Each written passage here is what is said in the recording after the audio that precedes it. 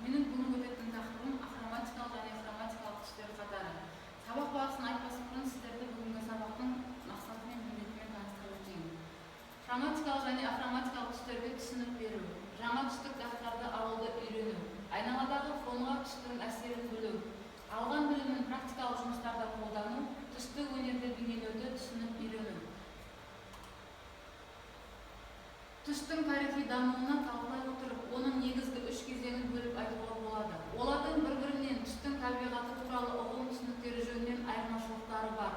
Бірінші, табиғат көріністеріне дәл ғылыми болжамның жоқтығымен сипатталады. Екінші, әртүрлі жекелеген аймақтарды ғылыми тани бастау кезеңі. Үшіншісі, ғылыми жүйелерді құру кезеңі. Түс туралы ілімдермен алғаш рет танысқанда, оның дамуына суретшілердің тым аз үлес қосқандығы таң қалдырады.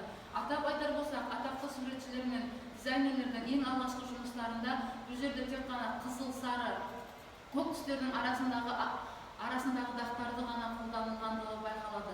Қазіргі таңда түстердің әртүрлі дақтарын осы түстік шеңбер арқылы көрсетуге мүмкіндіктердің бар екенін көрсете аламыз.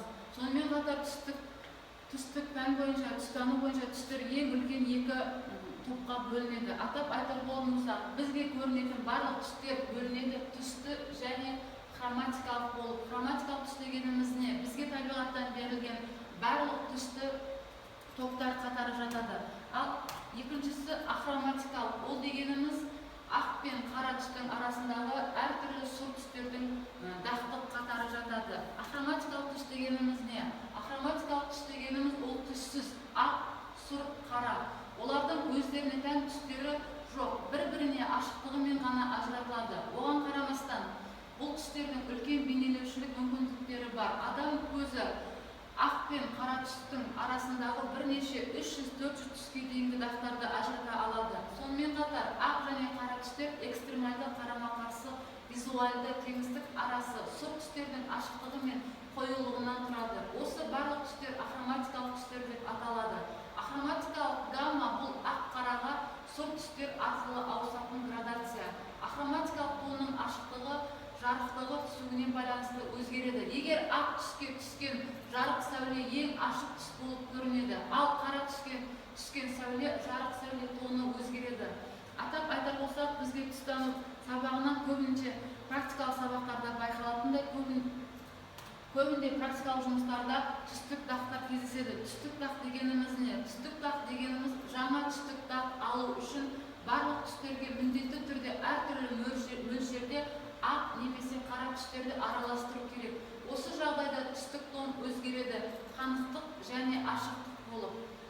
Мысал келтіретін болсақ, біздегі қазіргі мына жерде алып отырған қызыл түске ақ түсті қосатын болсақ,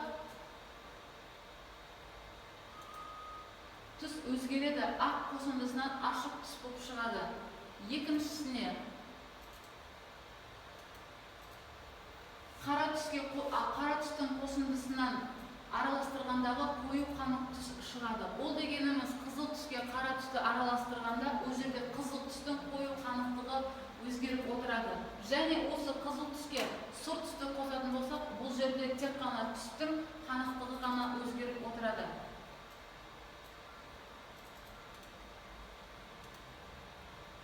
Келесі, түстердің фонға әсері қалай әсер етеді? Түстердің фонға әсері дегеніміз, бұл жерде беріліп отырған ақ квадрат артқы фонда, қара фонда қалай көрінеді? Қара фонда ақ квадрат үлкен болып көрінеді. Дәл сондай қара квадрат ақ фонда кішірек болып көрінеді. Бұл практикалық жүзінде, практикалық сабақтарда емес, күнделікті өмірде байқайтын болатын болсақ, көбіне киім дизайнерлерінің айтуы бойынша толық адам ақ киімді киетін болса, онда ол кісі толықтығы одан да үлкен болып көрінеді. Немесе толық адам осы қара түсті киетін болса, онда оның көлемі немесе оның толықтығы аққа қарағанда кішірек, жіңішкірек көрінеді. Дәл сондай өзгерісті осы қара фон мен ақ фонның арасындағы квадраттан көруімізге болады. Сонымен қатар ақтан қарадан бөлек басқа да түстер қатарына келетін болсақ, дәл осы жерде ақ фондағы сары түстің өзгешелігін байқауымызға болады. Сары квадрат ақ фонда жұмсақ және жылы тыныштықты білдіреді, ал қара фонда ол ашық және жарық болып көрінеді. Сонымен қатар Қосымша түстер қатарына келетін болсақ, сары фонда көк квадрат, сары фонда қою қанық және тереңдікті көрсетеді. Өйткені бұл жерде сары фонда қара біздің көк түсіміз ары ішке қарай тереңдетілген түрінде көрсетіледі. Немесе дәл осы квадрат фиолетовый фонның дәл осындай квадрат толық көрінбейді. Өйткені бұл көк түс фиолетовый түстің қосымшасы болғандықтан бұл жерде өзгеріс онша шықпайды. Сонымен қатар түстер суық және жылы болып екі түске бөлінеді.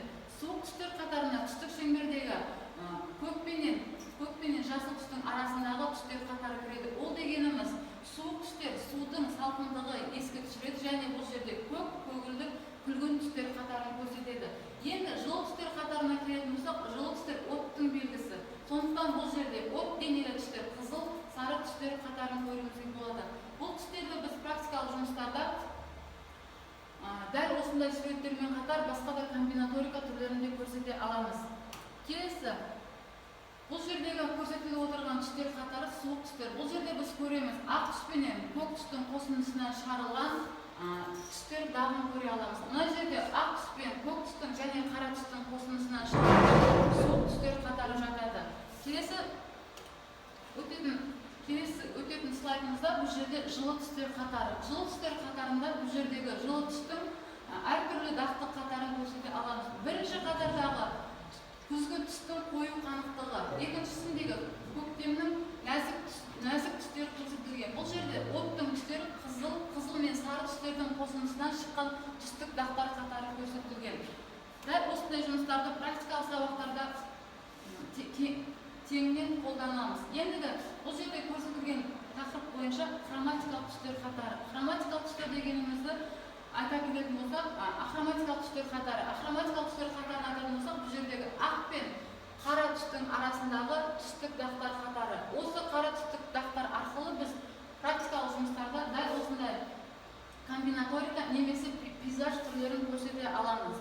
Сонымен қатар сабақ барысында сіздерде күтілетін нәтиже осы сабақ барысынан А4 форматында ахроматикалық және хроматикалық түстерден композиция құрастыруды меңгеру және сонымен қатар екінші түстердің ашықтығы мен қоюлығын диапазон арқылы көрсете білуімізді практикалық сабақтарда орындауымыз қажет. Және де көрсетілген слайдта көрсетілген әдебиеттер бойынша біз үй жұмысын жасай аламыз. Назар аударып тыңдағандарыңызға үлкен рахмет.